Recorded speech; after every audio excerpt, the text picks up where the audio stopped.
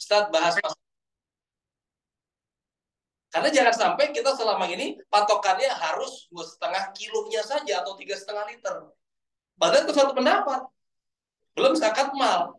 Umumnya orang itu ketika Idul Fitri bayar zakat fitrah iya, zakat mal iya. Loh, ntar dulu nih zakat mal yang mana dulu nih? Kok harus Ramadan? Padahal nggak ada apa namanya tuntunannya bahwa Ramadan juga harus bayar zakat. Nah harusnya. Contoh Bu, Ibu tahu-tahu pas tanggal 29 Ramadan jual tanah laku 5 miliar. Amin. Apakah langsung keluar zakatnya? Gak semua yang kita punya duit langsung keluar zakat Bu. Ini mentang-mentang Pak Amin dengar nih bisa laku 5 miliar nih datang ke rumah. Zakat apa dulu? Iya. Enggak semua ibu jual rumah, jual mobil, jual apa pas kebetulan menjelang Ramadan berakhir. Iya kan? Iya. Karena namanya zakat itu kan sebelum sholat Id. Iya. Yang penting sebelum sholat Id. Tahu-tahu dengar kabar, wah Bu Isti laku tuh rumahnya.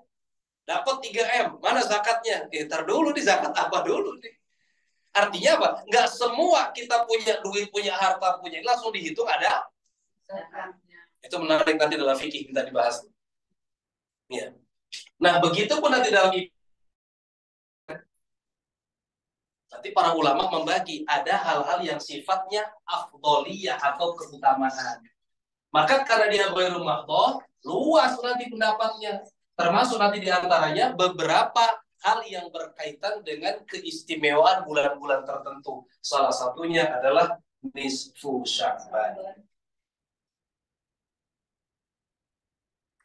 Memang kalau dalam hadisnya ada bahwa Allah Subhanahu wa taala itu ketika pada malam nisfu Sya'ban, Allah menyatakan dalam hadis kursinya apa?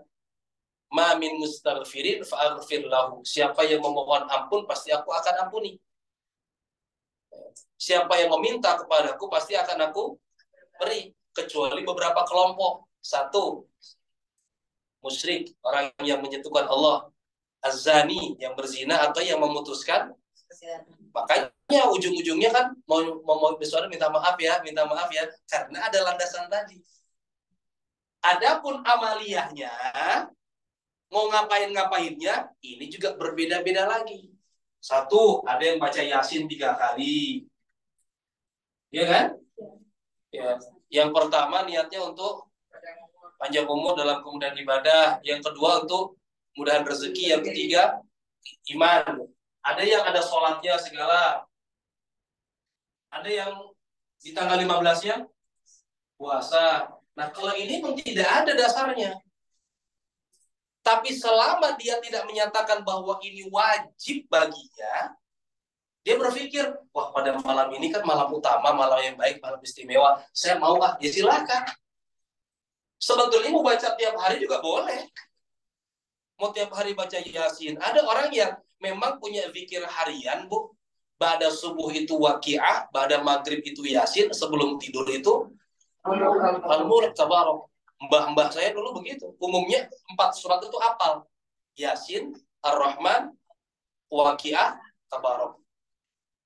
Umumnya orang dulu mah hafal nih, hafal cangkem ya. Karena dipakai buat sehari-hari zikir. Tapi kalaupun pada akhirnya menyatakan harus membaca ini, harus ada sholatnya, harus ininya, nah kalimat harus itu yang harus diluruskan. Artinya kalau di daerahnya itu dia diajarkan dari dulu, kita kan madhabul awam. Orang awam itu pasti mengikuti kepada syuyukhihim, guru-gurunya. Setidaknya dia bukan hanya sekedar muqallid, mengikuti tanpa dasar, jangan. Tetap diikuti. Siapa? Ini nanti berpendapat gini, Imam Ghazali misalkan. Dalam beberapa kitab Imam Ghazali menyatakan ada ini. Ya. Tapi tentu nanti akan ada orang yang menyatakan tidak ada ini. Kenapa? Tidak pernah dilakukan sedikit pun oleh Rasulullah SAW. Ini kan sama kayak saya cerita terakhir tentang sudah ditonton belum? Sultan Hamid itu. Masih ingat nggak ceritanya? Iya, yang biasakan dia Nah, Ya. Kayaknya perlu diceritain lagi di sini. Ya, ceritain lagi aja. Nanti aku buka di YouTube Sultan Hamid. Sultan Hamid ditagih utang, itu carinya ntar. Ya, Sultan Hamid ditagih utang. Bu, cari hadisnya. Apakah Rasul pernah memerintahkan kita tiap hari bersolawat sekian kali? Ya. Tapi Bu pernah dengar nggak ada orang yang mengkhususkan dirinya sendiri bersolawat sekian kali? Sampai 4.444 kali misalkan. Ya, orang sekarang masih ada Bu. Kalau Ibu ke Falakia, Pagentongan, itu kalau pemberian ijazah dan segala macam, ya. Saya waktu mendapatkan dari Abuya Muhtadi, Abuya Muhtadi anaknya Abuya Dimyati, itu untuk dapatkan satu sholawat aja kita waktu itu Yasin 4 kali balik dan La ilaha illallah 1000 kali. Yasin udah 2 kali sih, berapa kali baca gitu ya. Saya kan diajak waktu itu ya. Ternyata beliau menyaratkan begitu, setiap kali memberikan apa kepada siapa untuk mendapatkan itu harus begini. Saya pernah juga dapat dari Syekh Abdul Rabi An-Nadhari dari Dubai beliau. Ya, mengijazahkan juga satu sholawat, tapi waktu itu juga mendapatkannya harus pakai ini itu segala macam. Ini itunya itu bukan dalam arti harta Bu ya, tapi bacaan sekian dan segala macam amalannya. Nah, kadang yang berat itunya, gitu kan? Karena dawamnya atau ibu yang selama ini belajarnya di Aliyah Abi Tamrin itu pasti dikenal namanya wirid sakran. Allahumma ini ahtatu bidarbillah quluhu masya Allah terus. Itu untuk menjaga diri. Meskipun nanti ada berpendapat nggak pakai itu. Kenapa? Karena wirid itu justru apa? Orang yang macam-macam sama kita balikin deh buat dia. Dalam tanda kutip kan itu keluar daripada jalur yang justru diajarkan bahwa jangan sampai balas dendam gitu kan. Cuman kan para ulama pasti punya sesuatu kenapa bikin ini, bikin itu dan segala macamnya. Dan kita yakin itu memang bukan dari Rasulullah. Kayak doa awal tahun, akhir tahun. Kita harus yakin itu nggak mungkin doa dari, nggak mungkin. Rasul nggak pernah ketemu sama tahun baru Hijriah. Di zaman Rasul belum ada tahun baru Hijriah. Tapi kalau kita berdoa dengan doa itu, isinya tidak ada yang bertentangan, silahkan. Yang tidak boleh nanti apa? Mewajibkan diri. Seolah-olah orang yang nggak baca doa akhir tahun, celaka aja loh. Seolah-olah orang yang nggak baca doa awal tahun, ruginya Masya Allah. Umumnya, orang tuh nggak mau ninggalkan yang begitu. Sampai ada kalau, saya di daerah Bogor ini ada yang dia ngebebela, pokoknya harus sholat ini sekian rakaat dan segala macam. Tapi saya tahu dia sering ngaku kalau sholat wajibnya malah justru sering ketinggalan. Ini kan lucu, gitu ya. Jadi yang lain itu semua tadi boleh selama yang wajibnya sudah dipenuhi. Sultan Hamid sudah dipenuhi, cuman seolah-olah mewajibkan diri setiap hari bersolawat sekian kali. Sampai pada akhirnya, kalau sekarang tuh berarti siapanya ya? Penjaga presiden itu apa? Pas pampres lah. Bilang, Sultan ada tamu. Siapa? Nggak tahu, menagih utang. Sejak kapan saya punya utang? Coba suruh masuk. Kenapa kamu? Saya dagang, terus bangkrut. Terus, ya saya mau nagih ke sini duitnya. Kok ke saya? Semalam saya mimpi.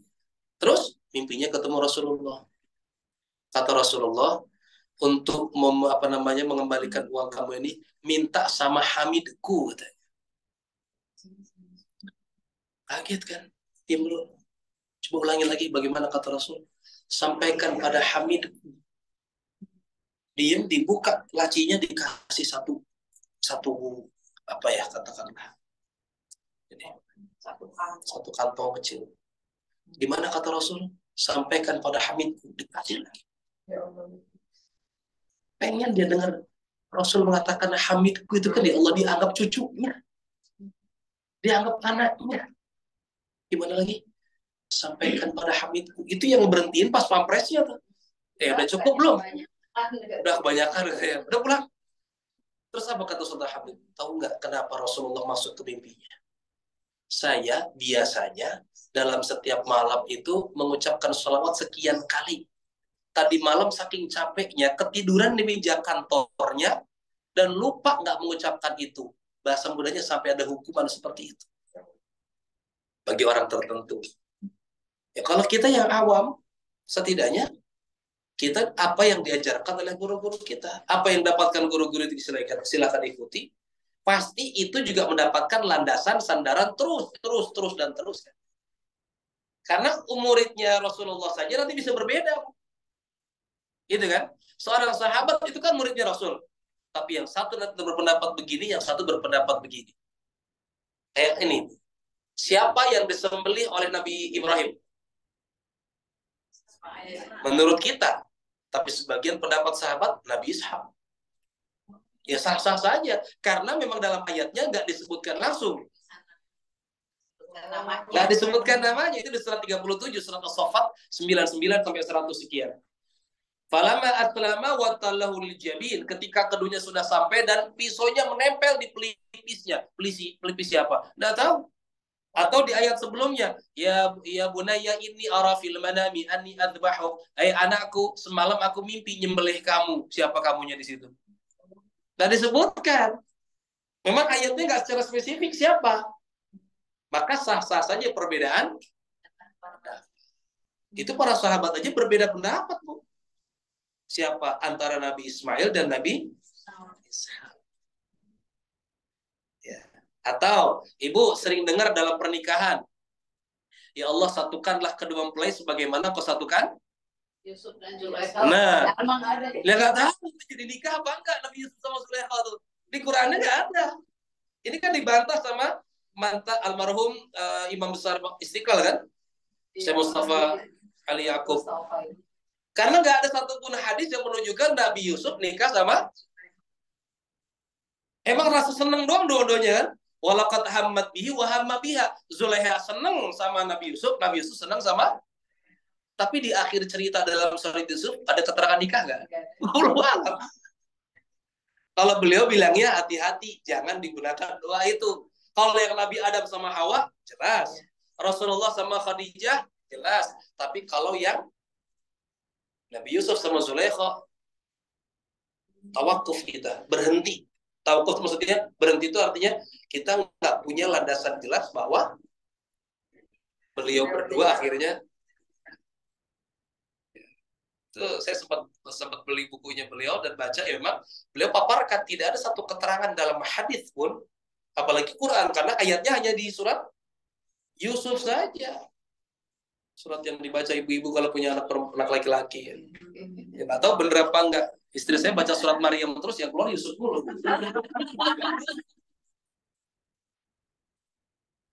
Yusuf lagi. Padahal yang dibaca Maryam mulu dari anak kedua. Pasti. Jadi kalau kayak baru kemarin kan ngapal apa namanya lagi tadarus. Ketika sampai di surat Maryam saya cih masih dibaca, saya masih penasaran. Baik kita untuk hari ini khusus saya tidak membahas tentang hadis arba'in, tapi ini sering disampaikan Rasulullah SAW kepada para sahabat. Jadi Rasul saja kepada para sahabat itu memberikan motivasi sebelum datangnya Ramadan. Hadisnya sudah saya sampaikan di HP ibu-ibu ya. Pertama kata Rasul, qad ja'akum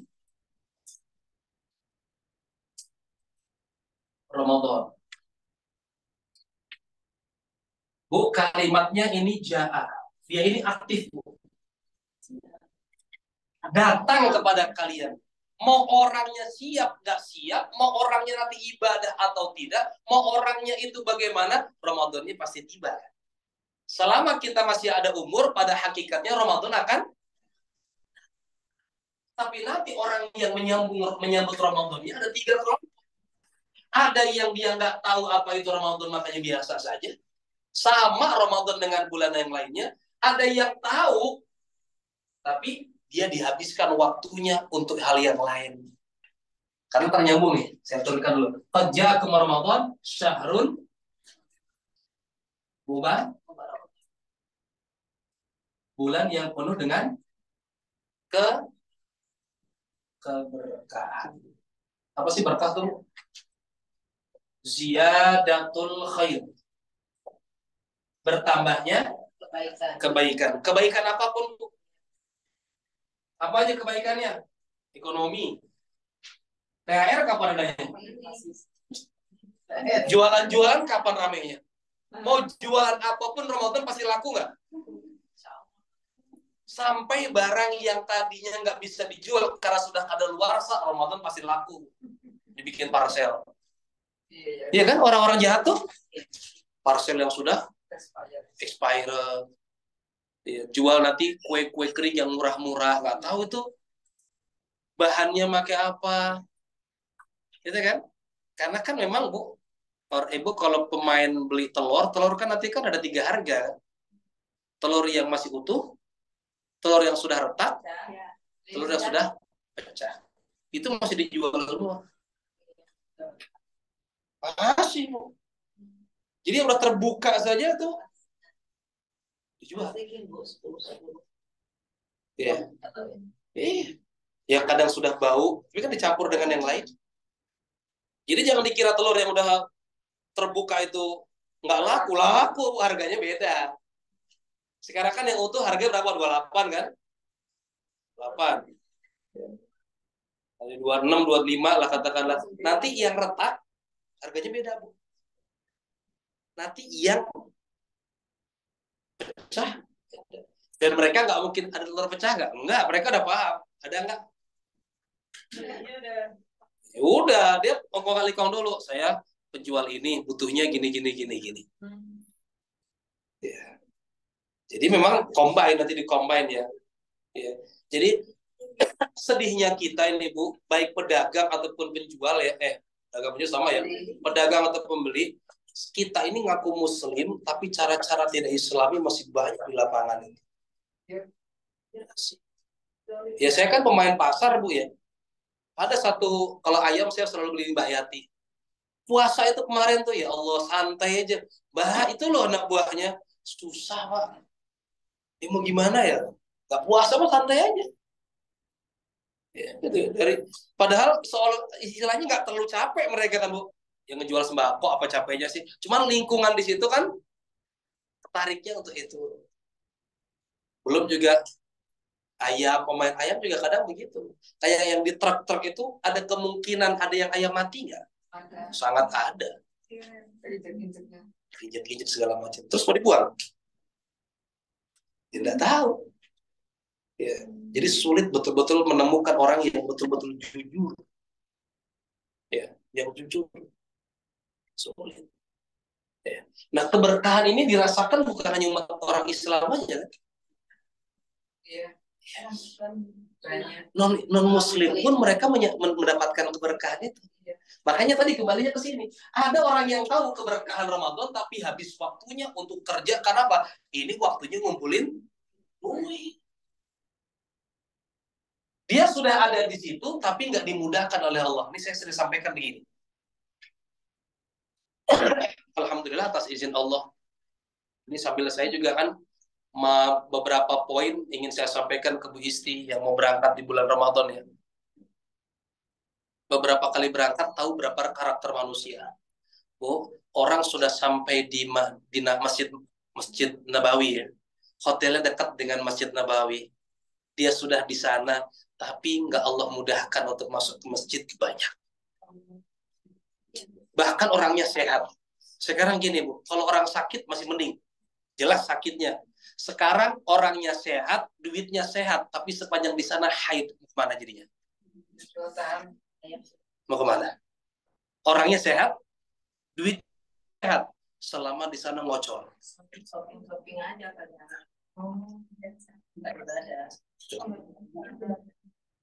Padahal orang ke sana mengapain? Orang sudah sampai sana tapi nggak dimudahkan Allah masuk ke sana.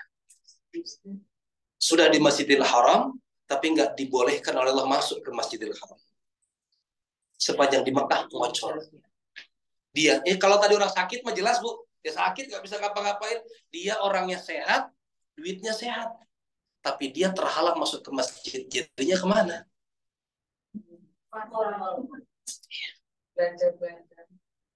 4 hari kan istilahnya kalau yang normal ya. 4 hari di Mekah, 4 hari di Madinah.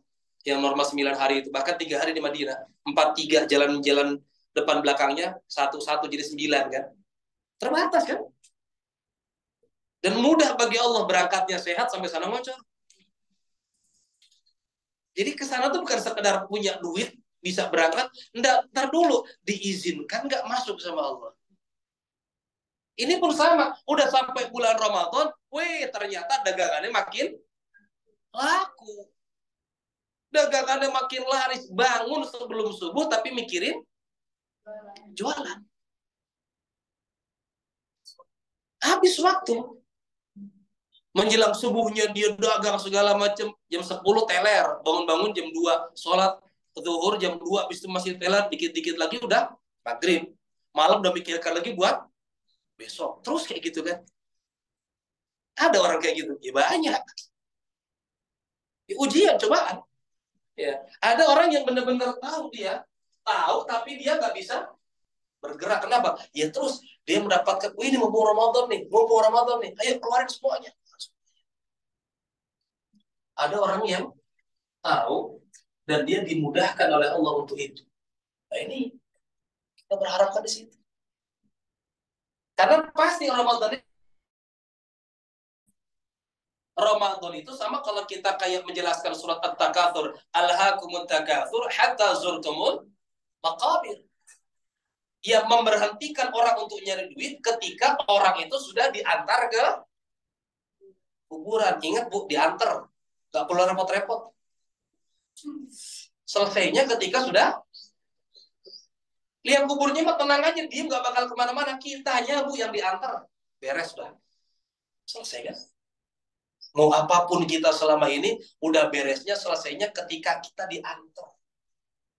Dan kita nggak perlu repot-repot, pasti diantar. Lihat kuburnya mah diem, nggak bakal bergerak. Tapi orangnya yang pasti akan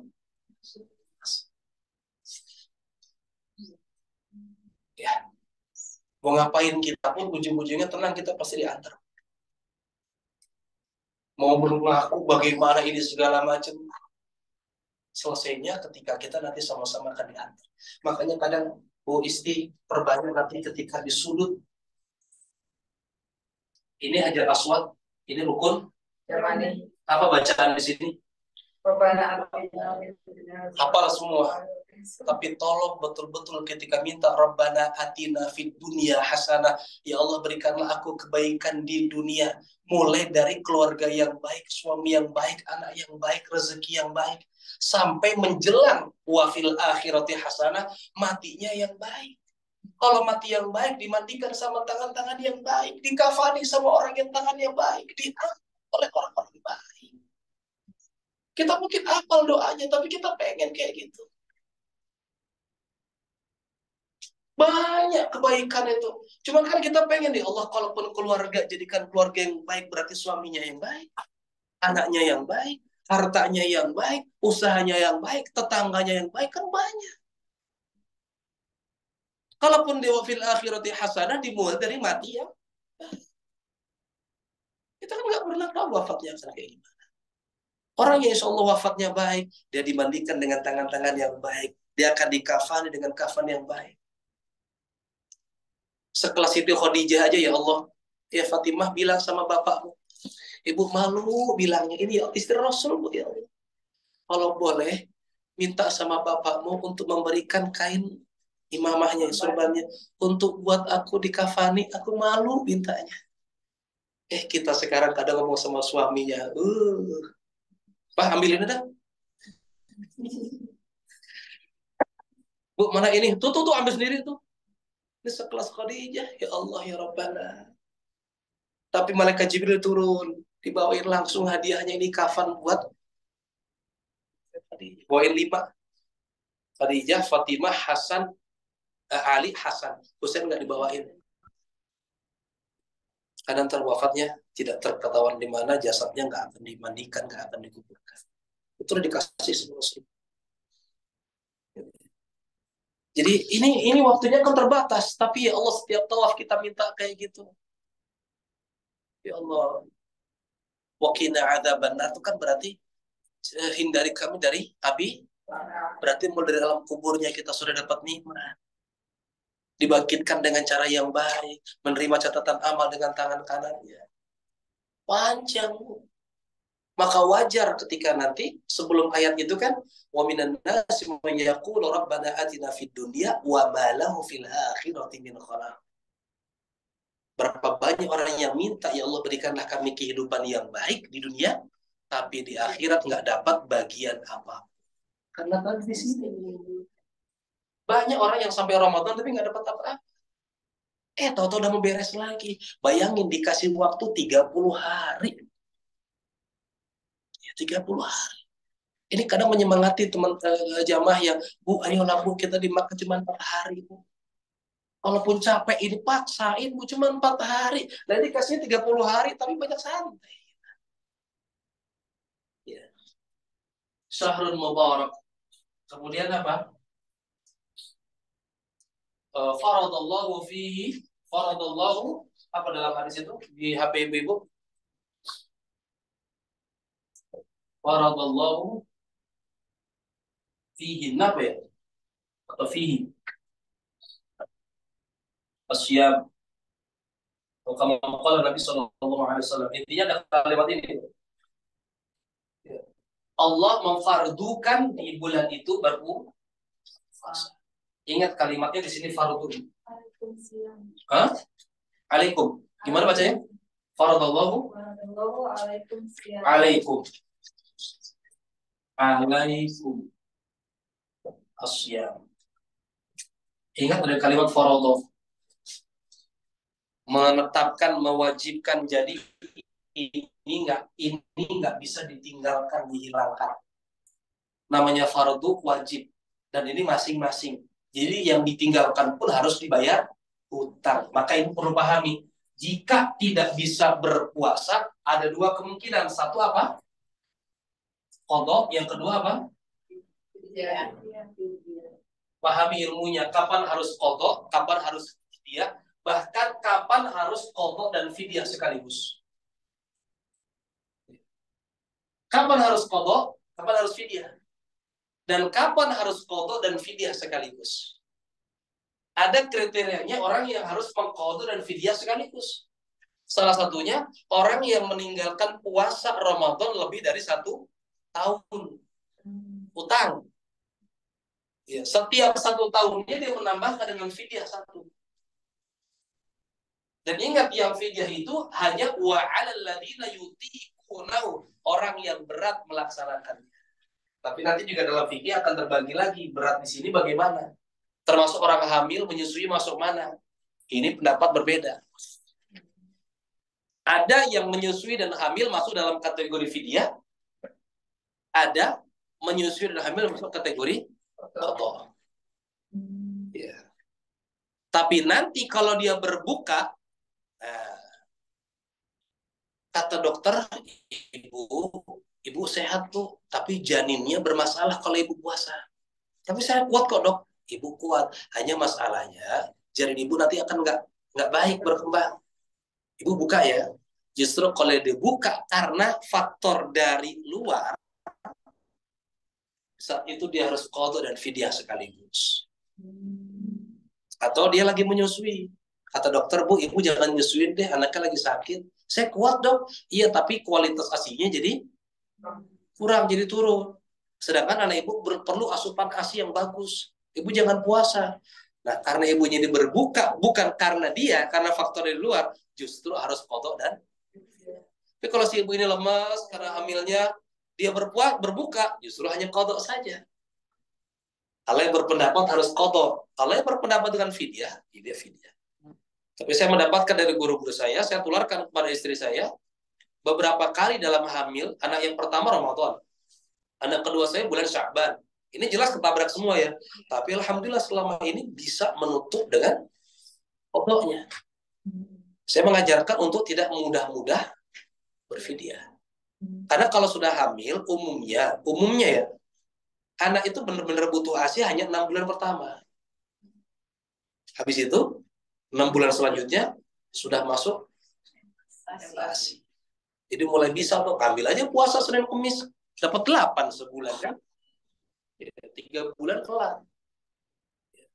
Gimana tergantung menyemangati lingkungan di rumahnya. Ya, ayo mam, sahur. Temenin doang sahurnya. Ya urusan saya puasa enggak apa urusan yang berbeda. Yang penting kan sahurnya nemenin apa tetap aja tidur. Faradallahu alaikum siyam. Kemudian setelahnya kan kita sering mendengar kalimat itu ya. Futihat. Kenapa lanjutin apa?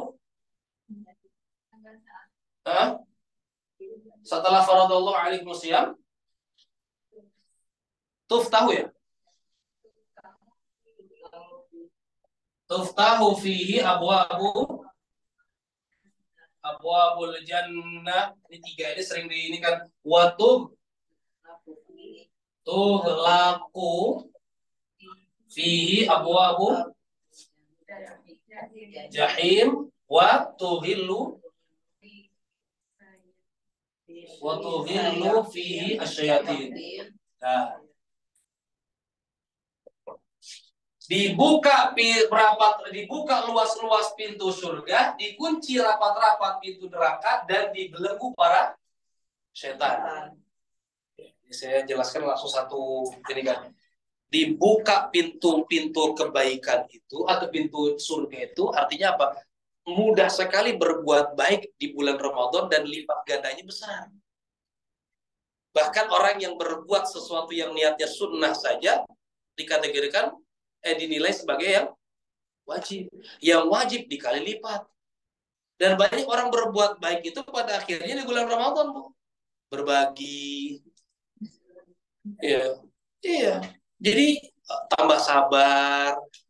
Itu umumnya orang di bulan Ramadan. Ya. Jadi rajin ke masjid, apalagi waktu zuhur. Ya. Ya. Karena habis zuhurnya kantuk. Ya, biasanya habis zuhur makan kan, ini ngapain? Musola tuh rame, Bu, musola kantor kalau lagi Ramadan. Gak goler. Minimal dia niatkan itikaf dapat kan. Jadi ya, termasuk itikaf. Nanti kan itikaf ada 3 kelompok. Sebenarnya kalau ikutin itikaf dengan gayanya Rasulullah, namanya i'takaf ya'takif itu berdiam diri. Tidak keluar masjid. Berangkatnya malam 21 Ramadan, pulangnya sebelum sholat id. Itu namanya itikaf. Tapi zaman sekarang terbagi modelnya. Yang begitu nggak banyak yang bisa kecuali pensiunan. Ya, itu pun ya sering membatalkan. Pergi dulu kemana. Gitu ya. Jadi sebenarnya kalaupun kita mau mengikuti gayanya Rasulullah, iktikaf itu keluarnya malam 21 Ramadan, pulangnya sebelum sholat id. Dan itu juga para istri Rasul melakukan. Ya. Para istri Rasul melakukan mandinya di situ. Di kamar mandi masjid ya. Ya. Sahur bukanya di situ. Ada model yang kedua, ngambilnya pada malam harinya saja karena paginya saja. Tapi nginep di masjid, pulang dari kantor ke masjid. Ada model-model begitu. Dan ada orang-orang yang begitu. Kayak di masjid saya di Yasmin tuh ada 3 karakter gitu. Ada yang full, para pensiunan umumnya tuh. Ya, dia nggak pulang-pulang. Ada yang kedua, pulang pergi dari kantor pokoknya ke. Ada yang ketiga, dia cuma ngambil dari 1/3 malamnya aja, itu pun milih-milih malam ganjil. Ya kan gitu. Ya Allah kan Maha tahu, yang penting saya ya oke lah, kita pakai kaidah la yutraku kullu, yang nggak bisa dikerjakan semua minimal jangan ditinggalkan semuanya. Karena itikaf ini hanya ditemukan memang pada bulan Ramadan. Iya. Dikunci rapat-rapat pintu neraka, artinya orang berbuat keburukan di bulan itu juga mudah untuk melawannya. Nggak apa namanya? Mudah untuk meninggalkan maksiat. Biasanya bohong, aduh. Saya lagi bohong nih. Saya lagi puasa. Bohongnya ntar malam aja. Ya. Ini pahami bagi orang yang berpendapat bahwa semua keburukan di bulan di hari siangnya, di siang harinya, karena beranggapan dia puasa dan boleh dilakukan di malam harinya, itu sama saja orang yang dia ngumpulin air pakai plastik, kemudian dia toyo sedikit-dikit, habis nggak? Karena Ramadan itu naharuhu walailu, siangnya dan malamnya. Jadi nggak bisa kita berpikir, nggak boleh berbuat buruknya kan siangnya aja.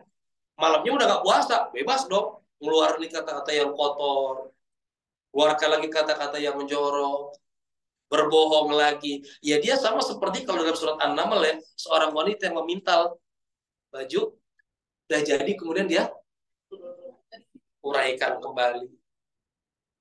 Ya. Wa tughallu fihi syayatin, di belenggu yang namanya setan. Tapi ingat, setan yang dibelenggu itu setan dari jenis jin. Setan jenis manusianya masih berkeliaran. Ya kan setan jenis manusia juga ada. Alladzi waswisu fi sudurin nas minal jinnati wan nas. Banyak lihat setan berkeliaran nanti di Ramadan. Mereka yang kita lagi puasa dia santainya. Karena aneh Bu, orang-orang itu mereka sebenarnya bukan nggak kuat puasa. Tergodanya hanya ingin merokok sama ngopi. Padahal nggak mengenyangkan. Joinan lagi Bu. Ya. Nggak mengenyangkan, tapi tadi itu tanda buktinya apa? Iman. Ada orang yang badannya gede, wah badannya kekar segala macam, nggak kuat disuruh puasa. Tapi ada anak kecil, badannya krempeng, puasa malah kuat. Berarti kan bukan urusan postur badannya, kekekarannya, bukan. Ya. Kemudian fihi lailatun khairun min alfi syahrin. Lanjutannya itu ya.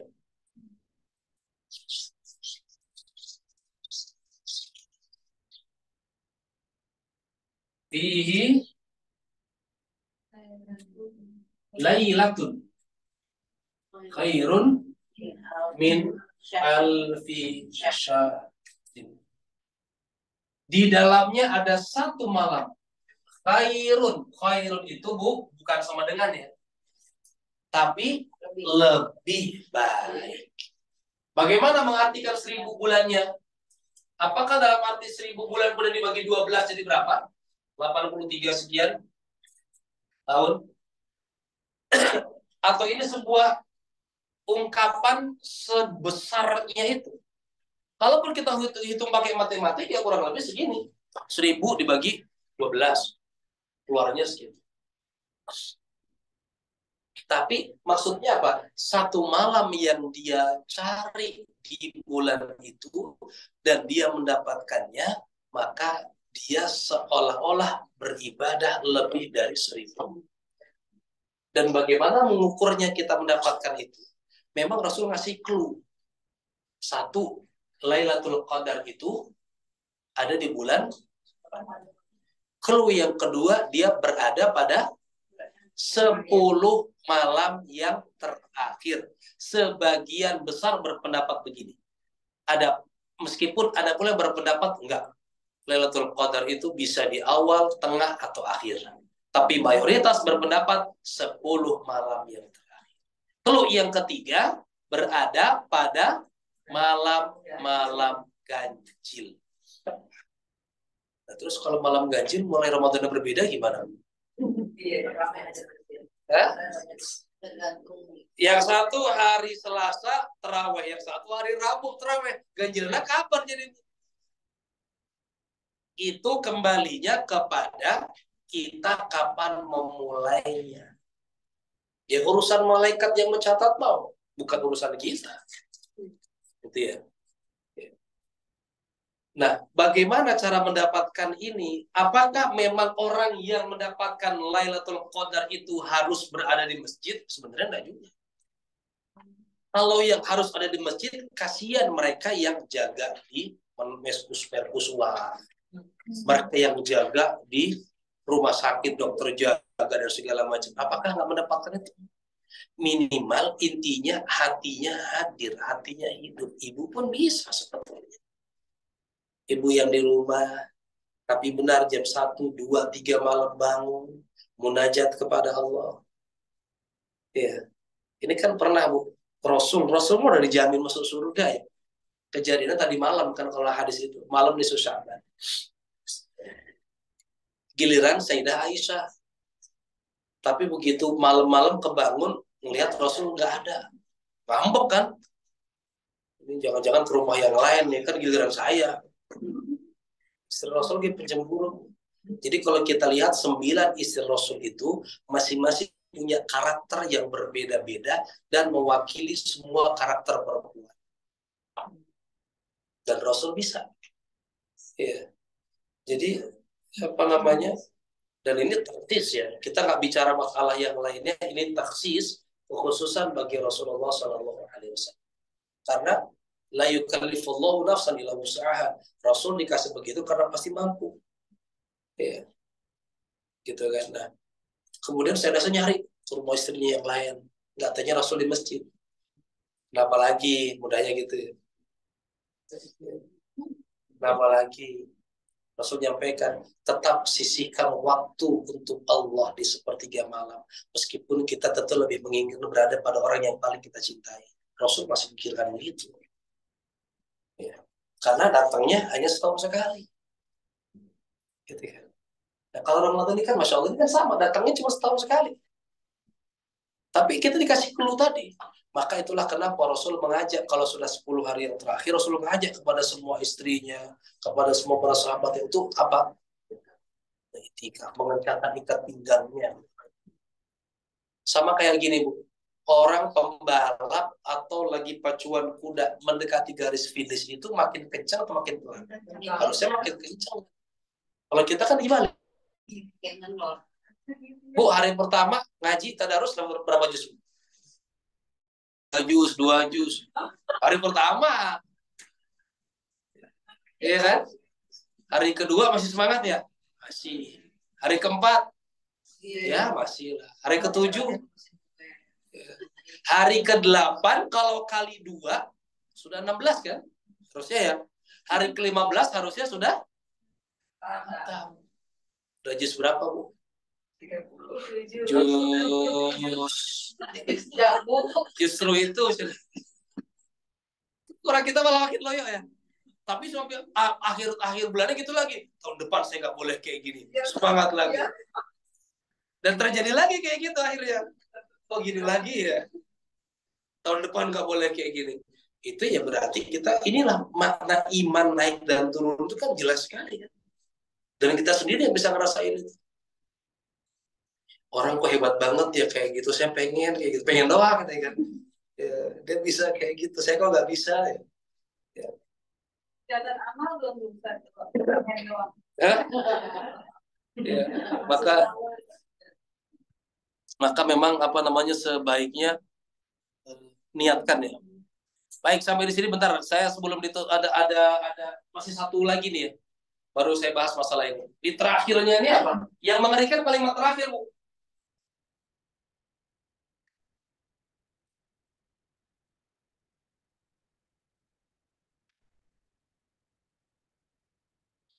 Man hurima khairaha faqad hurima. Siapa yang diharamkan dalam arti dijauhkan dari kebaikan di bulan itu, berarti sudah dijauhkan segala-galanya oleh Allah. Oh, di bulan Ramadan kok sulit baca Al-Quran, padahal Quran turun di bulan itu, jangan-jangan Qurannya yang nggak mau dekat-dekat sama kita. Di bulan Ramadan kok masih susah pergi ke masjid, jangan-jangan masjidnya yang nggak mau kita masukin. Perlu pertanyaannya kayak gitu. Saya kalau kadang lagi capek-capeknya Bu ya, di sana, ya Allah kok kadang susah ya. Maksudnya ada alasan untuk ini, saya nggak mau. Khawatirnya apa? Masjidnya nggak mau kita datangin paksa. Kalau masih bulan Ramadan masih sulit kita bersedekah, jangan-jangan hartanya emang nggak mau kalau buat itu. Jadilah buat apa yang langsung habis kan. Padahal kan kalau harta ini sayang sama kita, dia pasti ngajak untuk sesuatu yang sifatnya abadi. Wa ma tasaddaqta fa abqaita, apa yang kamu sedekahkan maka akan abadi. Dibeliin baju, habis. Dibeliin HP, habis. Tapi kalau disedekahkan kan luar biasa. Siapa yang dijauhkan kebaikan di bulan itu, hakikatnya sudah dijauhkan sejauh-jauhnya. Maka kita masuk bulan Ramadan itu pakai ilmu, pakai amal, pakai niat yang baik. Maka saya nggak pernah mau kajian-kajian saya di bulan Ramadan malah libur, nggak mau. Ya. Umumnya kan penutupan ya, penutupan kajian, akhirnya libur. Ngapain harus libur? Sayang lah. Sayang. Ya. Justru malah kalau libur nanti pengajian habis subuh libur, tidur malah. Kita nggak jangan terus-terusan pakai hadis itu. Naumatus shaim ibadah. Tidurnya orang puasa adalah Bu, mau ibadah dulu ya. 5 jam ibadah. Baik, mau tanya tadi kayaknya Ustaz bahas istri jutek sama suami, mungkin ada beberapa hal yang jadi kenapa jadi jutek. Kayak income istri kerja lebih besar dari suami sehingga merasa seperti itu. Kayak tuh ambil gelasnya kira-kira kalau seperti itu. Berdosakah kita sebagai istri apalagi sering ke suami? Baik. Pertama, Bapak Ibu, ini kalau ada bapak-bapak di sini ya. Pahami bahwa istri sebesar apapun yang dia miliki, dia tidak memiliki tanggungan kepada suaminya. Ya. Dan suami itu sekecil apapun yang dia bisa berikan kepada istrinya, tetap menjadi tanggungan suami. Ya. Maka jangan pernah merasa pada akhirnya itu suaminya menjadi minder karena penghasilan istri lebih besar. Ya. Istri penghasilan lebih besar nggak akan dituntut, Bu, kalau nanti nggak memberikan sama suami. Tapi kalau suami penghasilan besar ngasihnya sedikit, dia dituntut nanti di akhirat. Jadi jangan pernah merasa karena ketinggian derajat dan pangkat istrinya, kemudian merasa istrinya ini, saya selama ini mampu kok menghidupi diri saya sendiri. Sehingga tidak memberikan rasa respek, hormat kepada suami. Tidak. Ingat tentang sebuah hadis, kalau aku diizinkan oleh Allah untuk seseorang bersujud kepada orang lain, la amartu, maka aku akan perintahkan seorang istri sujud kepada masalahnya kan nggak boleh. Ini kan kalau dibolehkan.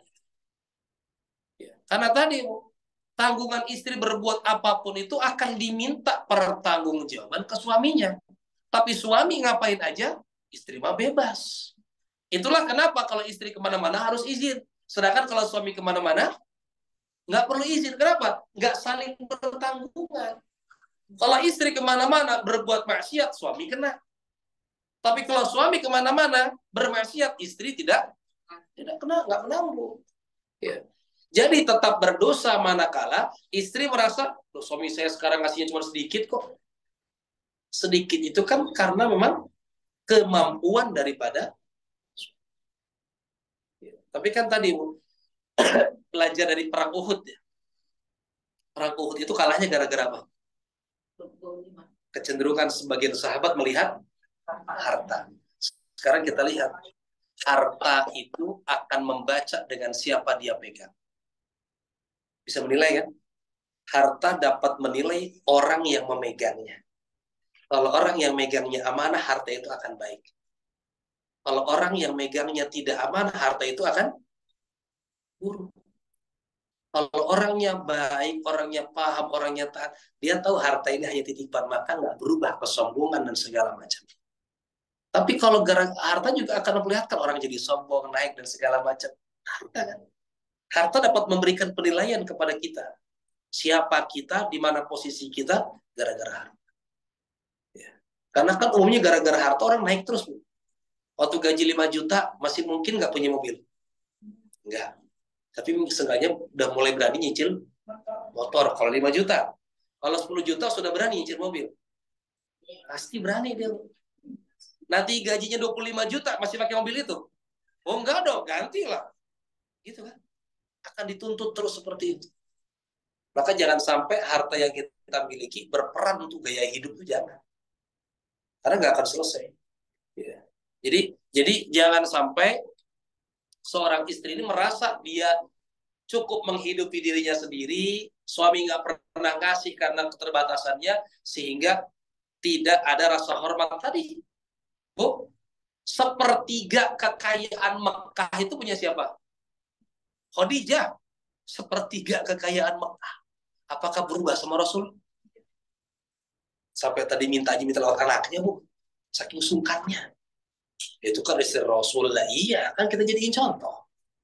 Apalagi sering. Aku ingin mendapatkan istri seperti Khadijah. Nah, dia udah kayak Rasulullah belum? Ingin punya suami kayak Rasulullah. Nah, dia udah kayak Khadijah belum? Gak pernah marah. Gak ini. Bayangin, Bu. Rasul bermalam-malam gak pulang. Tiba-tiba pulang suruh nyelimutin. Nurut. Lah sekarang suami ibu 3 hari gak pulang. Gimana kira-kira, Bu? Pertanyaan pertama apa, Bu? Dari mana? Ngapain? Orang sehari HP-nya gak aktif aja udah pikiran macam-macam kan? Iya. Ini HP gak aktif lagi nih. Wah, begitu pulang langsung dicecar kan? Iya.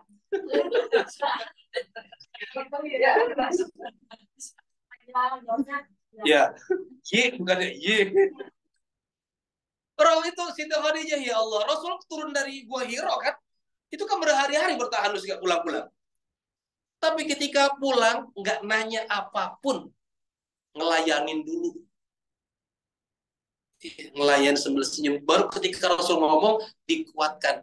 Gak mungkin Tuhanmu seperti itu. Engkau orang yang baik, engkau orang yang malah dikuatin. Enggak, sama siapa aja selama ini 3 hari keluar. Tapi kenapa dimatiin? Wah, ya Allah, ya Rabbi. Dan apapun yang keluar dari mulutnya salah aja pokoknya. Karena 3 hari gak pulang. Gitu kan. jadi ini yang kita jadikan contoh ya. Sepertiga kekayaannya itu milik Khadijah, tapi nggak merubah beliau sebagai istri. Beliau menemani kan 2 ya, menemani sebagai istri seorang bernama Muhammad selama 15 tahun dan menjadi istri seorang nabi selama 11 tahun. Dan nggak berubah.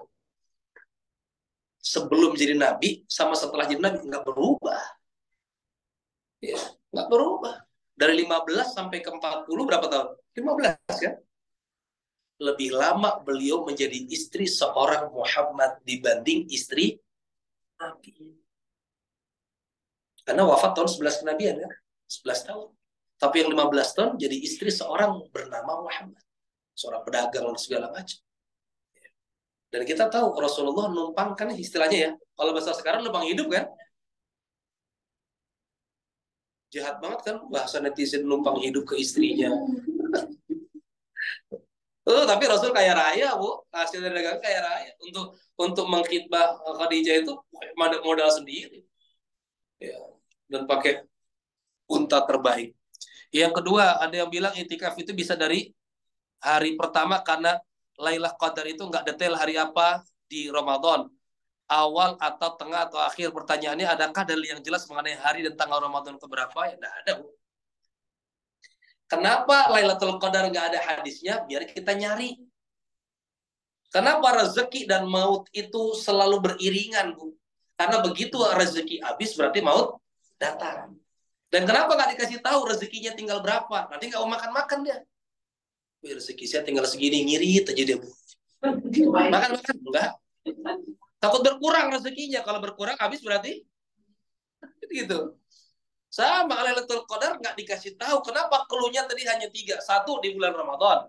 2 10 hari terakhir. 3 malam ganjil. Itu baru satu pendapat.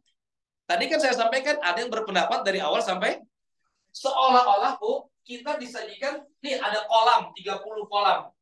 1 sampai 30. Ada 1 ikat emas yang nilainya miliaran. Gimana cara kita nyarinya? Nyari semua kolam. Pasti begitu kan. Kolam 1, kolam 2, kolam 3, sampai kolam ke-30. Pasti ketemu nggak? Pasti. Tapi kalau random, untung-untungan. Ya. Untung-untungan. Dia cuma nyari di kolam 21, 23, 25, 27, 29. Minta jadi dapat, tidak jadi enggak. Tiba-tiba kok adanya di 2 atau 30. Orang udah pada mudik kan, Iya. udah ngurusin opor. Iya, yang ternyata jadi opornya opor penuh kehangatan karena diangetin lagi, lebaran nggak jadi. Ya Bu. Saya mau tanya, Ustaz. Bagaimana usaha kita ya untuk terselamatkan lah dari yang dijauhkan dari ketakwaan, baca Quran atau masjid yang di yang terakhir itu kan usahanya bagaimana? Bu, usaha kita itu apa namanya? Kalau kita lihat dari bagaimana Rasul Shallallahu Alaihi Wasallam itu nggak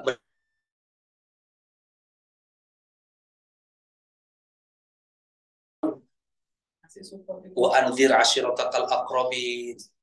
Kemudian apa namanya?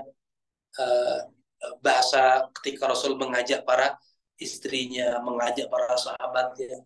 Dan kita butuh, Bu. Kalaupun usahanya bagaimana, kita bisa menyemangati orang lain dan terus mendapatkan semangat dari orang lain. Karena kadang kalau kita sendiri lagi down, gak ada yang nyemangatin, ya udah. Maka betul-betul lingkungan itu sangat ngaruh. Punya visi yang sama antara suami dan istri, diajarkan ke anak-anak, berarti saling menguatkan.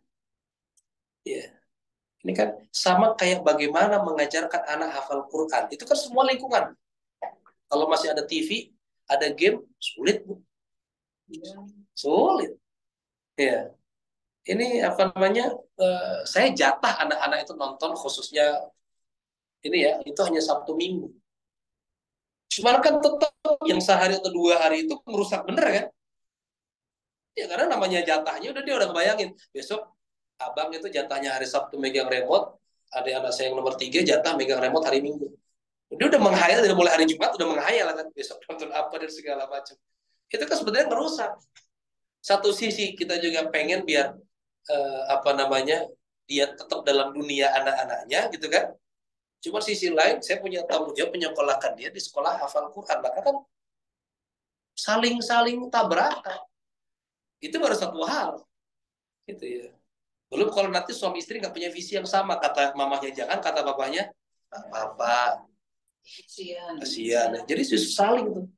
Kalaupun bagaimana menghadirkannya, kitanya juga butuh orang lain dan bisa dan usaha orang lain juga bisa membawa kita. Ya, kayak dalam keterangan hadisnya, kalau cari teman, bertemanlah seperti orang yang berdagang minyak wangi. Kalaupun kita nggak pakai minyak wangi, tetap akan wangi. Ya, syukur-syukur sering dapat minyak wangi gratis. Tadi bahas zakat, jika zakat fitrah jelas nisab takarannya. Ada yang bayar zakat untuk niaga kayak jualan kelontong 2,5%, tapi yang akan diberikan sudah ditulis di kertas sama yang bersangkutan. Contoh si fulana, apakah salah seperti itu? Baik, 2 hal berarti. Yang pertama masalah muzaki, yang kedua mustahik. Bu, perlu dipahami dulu bahwa untuk zakat perniagaan yang masuk dalam zakat mal ya. Tapi nanti takarannya berapa dihubungkan dengan apa? Katakanlah kalau 2,5% dia ngelihat dari emas 85 gram. 85 gram itu berarti berapa, Bu? 85 juta lah katakanlah ya. Kalau dia mendapatkan sampai 85 juta, maka dia keluarkan misalkan 2,5%-nya. Terus diberikan kepada si fulana. Kalau untuk mustahiknya buka kembali di surat At-Taubah ayat 68 asnaf, nggak boleh keluar dari itu. Boleh aja dia langsung berikan kepada si fulan, tahu orangnya begitu. Selama ini pun saya demikian. Ya. Ini saya mengelola uang titipan untuk yang janda-janda istimewa katakanlah, Bu. Tiap bulan ada sekitar 25 rumah yang kami samperin. Itu ada yang kakinya buntung tapi ngurusin 11 cucu, nggak diurusin sama anak-anaknya. Ada satu orang yang harus setiap hari kita berikan makan karena dia nggak ada yang nemeni. Setelah suaminya wafat dia udah miring. Padahal saya pikir rumahnya adiknya. Orang tapi kasih makan. Ada yang umurnya udah 90 sekian tahun tinggal sendiri.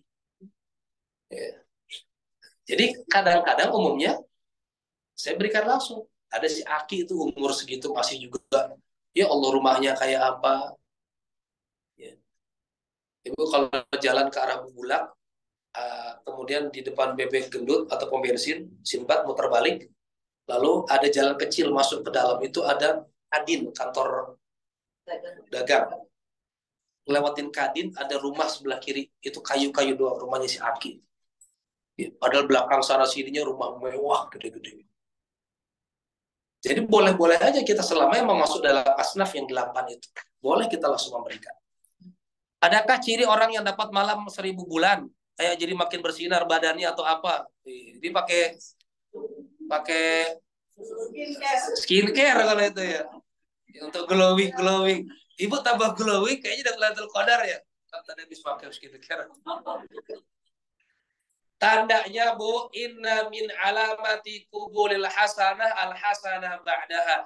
Tanda diterima kebaikan seseorang, dampaknya dia lebih baik.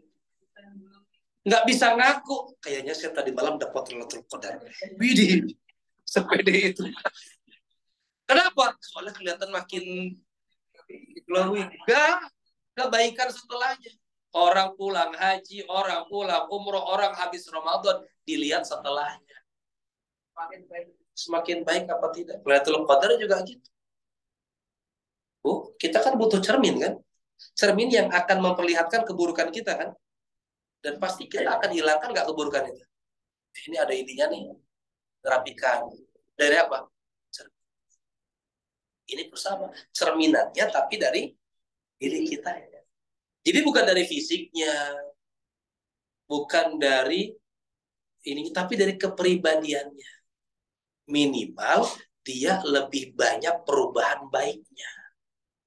Yang tadinya hubungannya kasar kok jadi makin halus. Yang tadinya sholat berantakan sekarang kok lebih teratur. Itu juga bisa dapat bagian.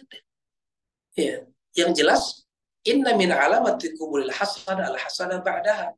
Tanda diterima kebaikan seseorang adalah kebaikan setelah. Ini sering kami sampaikan dalam konsep pernikahan. Jangan hanya pengen di awalnya wah mewah, tapi setelahnya bingung. Ya, pikirkan juga, jangan dihabiskan semua hanya untuk resepsinya aja. Di-save beberapanya untuk kehidupan selanjutnya. Karena harus nyari rumah, karena harus nyari ini, itu, dan segala macam. Terus setan dibelenggu. Kalau banyak lokalisasi PSK itu berarti ada setan yang kabur dong. Ya itu nggak kabur, emang dia nggak dibelenggu. Ya, nggak usah di lokalisasi, di pasar banyak tuh setan sambil ngerokok. Ya. Jadi kalau dia nyengir di kaca, setan ikut nyengir. Kalau dia melotot, setan ikut melotot. Ya karena setannya dia sendiri.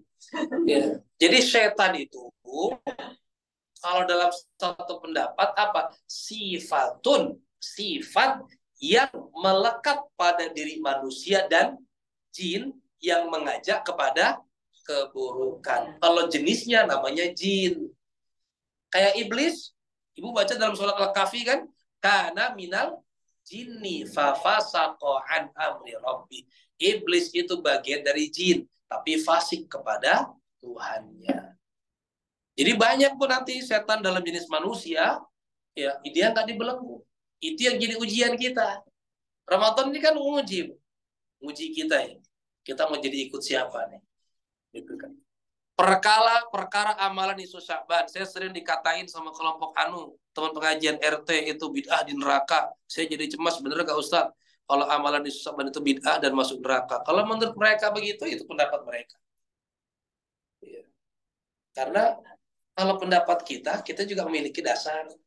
Tadi tuh, pasti kita, guru-guru kita juga punya dasar dan segala macam. Bukan hanya ini Sya'ban kan. Orang pakai usoli, nggak boleh masuk neraka. Orang habis sholat, mengusap wajah, masuk neraka. Orang baca Yasin malam Jumat, masuk neraka. Artinya, tadi itu dijelaskan di awal, ada ibadah mahdoh dan ghairu mahdoh. Banyak yang tidak dicontohkan Rasul, tapi dilakukan oleh para sahabat dan Rasul mengizinkan. Kayak sholat sunnahnya Bilal setelah wudhu. Ya. Atau ibu baca doa iftitah selama ini yang mana, Bu? Padahal itu nggak dibaca sama Rasul. Rasul baca Allah baik-baik. Ya. Tapi kata Rasul, siapa yang tadi baca Allah berkabirnya? Aku Rasul, kenapa? Aku melihat ribuan malaikat rebutan mencatat itu. Seperti halnya Rabbana lakal hamdu. Kita biasa baca Rabbana lakal hamdu mil'us samawat gitu kan. Rabbana lakal hamdu hamdan tayyiban katsiran, terus itu juga sama. Ya, gitu kan. Jadi itu nggak pernah dibaca sama Rasulullah, tapi juga punya keistimewaan yang hebat. Gitu. Jadi masing-masing punya landasan, masing-masing punya dasar. Ya, yang jelas justru kalau Rasulullah SAW dulu tidak mudah menyalahkan orang yang melakukan yang nggak pernah diajarkan Rasul. Kan bisa saja Rasul bilang sama Bilal, ngapain kerajinan ngelakuin gini? Pernah nggak saya ngelakuin itu? Kok berani-beraninya kamu kayak gitu? Enggak kan? Rasul mengizinkan. Kenapa? Itu bukan bagian daripada ibadah mahdoh. Iya kan? Kayak tarawih saja. Rasul nggak pernah tarawih, Bu. Rasul nggak pernah tarawih. Rasul melakukannya apa? Qiyamul Lail. Dan Qiyamul Lail Rasul nggak lebih dari 8 rakaat. Panjang tapi, Bu. Panjang. Lah kita sekarang udah 8, kulhu lagi, wal asri, jauhan dikit. Maka di zaman Sayyidina Umar dijadikan satu. Siapa nih yang jadi imam ya? Minta kepada Ubay bin Ka'ab, dalam satu riwayat Abdullah bin Mas'ud. Jadi imam deh. Gak mau, Rasul gak pernah begini. Apa keluar di situ?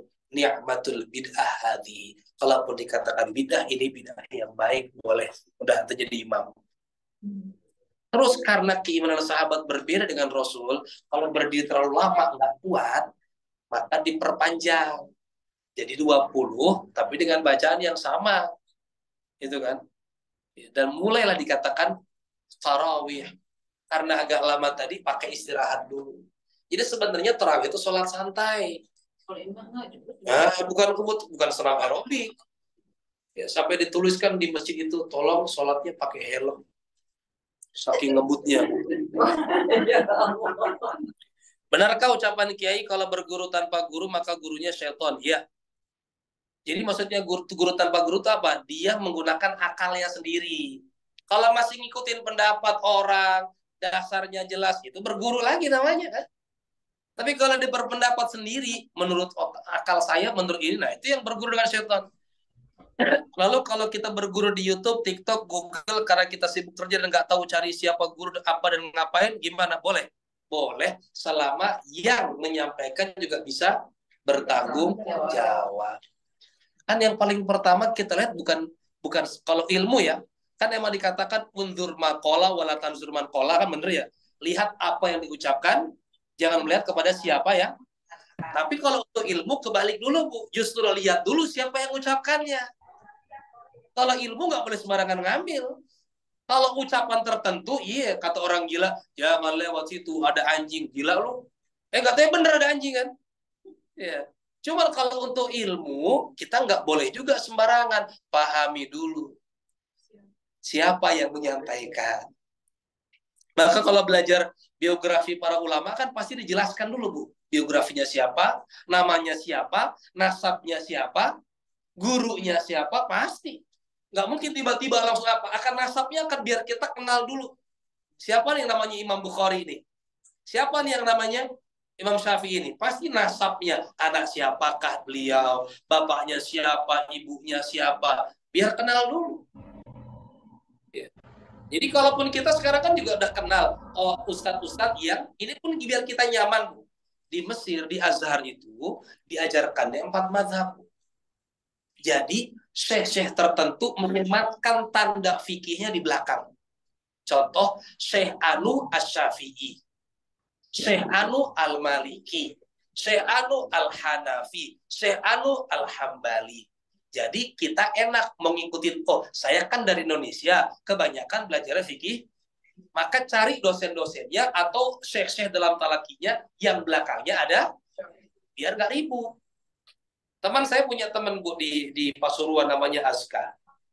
Beliau habis dari S1 lanjut untuk pendidikan kelanjutannya Darul Ifta. Kalau sekarang di bagian seperti MUI-nya lah di sana. Di sana kebanyakan pakai mazhabnya Hanafi dan Maliki. Sebelum pulang dia minta sama guru-gurunya, Syekh, saya minta semua salinan ini. Buat apa? Buat saya bawa pulang ke Indonesia. Nggak diizinkan. Kenapa? Nanti bikin konflik. Kamu ambil yang memang semua dasarnya kebanyakan dalam Syafi'iyah. Kenapa? Kamu akan pulang ke kampungmu yang pakai Syafi'iyah. Nggak rame. Sama di YouTube, TikTok, Google, segala macam. Ibu bisa cari yang sepemahaman dengan ibu. Kalau nyari nggak sepemahaman, ya nggak akan beres. Tapi tetap hormati beliau-beliau yang berbeda pendapat dengan kita. Kan sebenarnya kita kayaknya baru-baru ini aja mendapatkan yang beda-beda gitu. Dulu zaman Kiai Zainuddin Z, enak kita dengarnya. Sampai sekarang pun kita cocok dengan gayanya beliau, gitu kan. Ya. Dan tidak dalam tanda kutip rame ribut menguruskan orang-orang yang berbeda, gitu kan. Itu ya. Terus makna jika berguru tanpa sanad akan berkata siapa saja tentang apa saja. Itu perkataan Ibnu Mubarak. Laulal isnad maqala man syaa ma syaa. Kalau bukan karena sanad, orang akan bebas berkata apa saja tentang apapun. Katanya. Benar nggak? Ya katanya sih gitu. Ini kan banyak Bu, cek kolot baheula mah. Artinya kata orang dulu nggak boleh begitu, pamali, ya kan? Atau anjurannya suruh begitu. Kenapa? Cek belah begitu.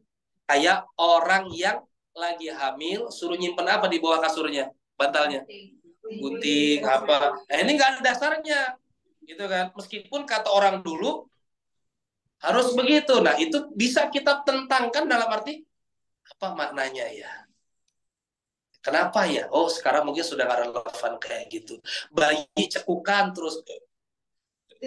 Nah, tempel apa tuh di sini? Sama tikar dibakar atau ditempelin di sini. Cekolot baheula mah. Nggak boleh makan pisang yang dempet atau ujung. Nah, ini kan nggak bisa dipertanggungjawabkan sanatnya atau dari siapanya nggak ada. Nah dalam ilmu pun nggak boleh kayak begitu. Kata siapa nih? Ya. Dalam masalah perakikahan yang saya bikin dalam risalah akikah Bu ya. Katanya VS fikih. Katanya kalau belum akikah boleh kurban. Ya kan nggak ada urusannya. Katanya yang akikah nggak boleh makan hasil akikahnya. Padahal dalam fikih justru dianjurkan. Banyak kan? Itu maksudnya laulal isnad tadi situ ya. Terakhir, ini saya harus lanjut ke satu toko. Biasanya tutup libur soalnya. Ibu saya nitip barang di Empang.